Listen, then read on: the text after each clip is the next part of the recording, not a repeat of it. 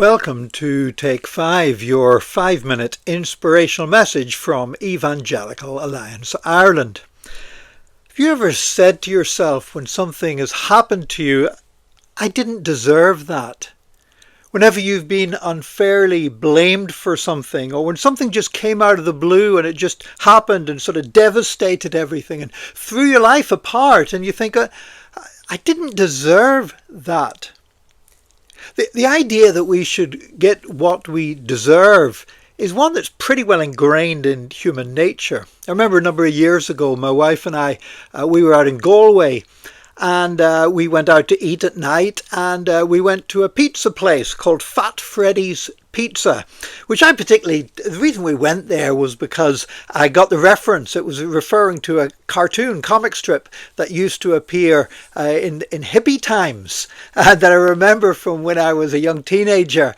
There was the fabulous furry Freak Brothers and Fat Freddy's cat, and this pizza place was based around that, with all the art and design in the place and that, and yet you know what?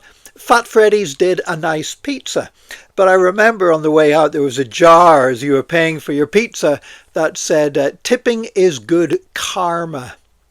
Of course, the idea behind karma is that you do something good, so something good will happen to you, that you get what you deserve.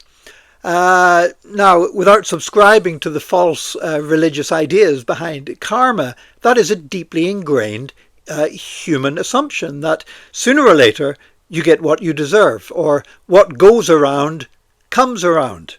Bad things happen to bad people. You've probably heard these kind of things. And of course, the Bible does say that whatsoever a man reaps, whatsoever a man sows, that also shall he reap. And you might say, well, there you are. That's just the Bible's version of karma. That's just the Bible's way of saying that what goes around comes around.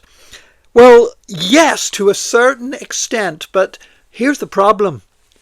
We've all done things that, when it comes down to it, we're bad, we're even evil. We've all done things that were hurtful. We've all done things, sometimes even trying to do the right thing. We've still ended up doing the wrong thing and realized that we've caused pain and damage to somebody. When you remember that, the idea that you'll get what you deserve, the idea of karma, the idea of what goes around comes around, the idea that what a man sows, that also shall he reap, is no longer a comforting thought, but a thought of, oh gosh, I've got trouble coming down the line. And that's why grace is such an incredible concept in the Christian gospel. You don't find this idea of grace in a lot of religious systems, and you know what? I've discovered that in the world, in non-religious thinking and in society, there's precious little room for grace. Your past mistakes will come back to haunt you. The things you've said and done, even maybe a long time ago, and you may have moved on from that, but with social media and everything else, they can be resurrected against you very quickly and used to destroy you. So the idea of just reaping that which you sow is not always a great thought for us.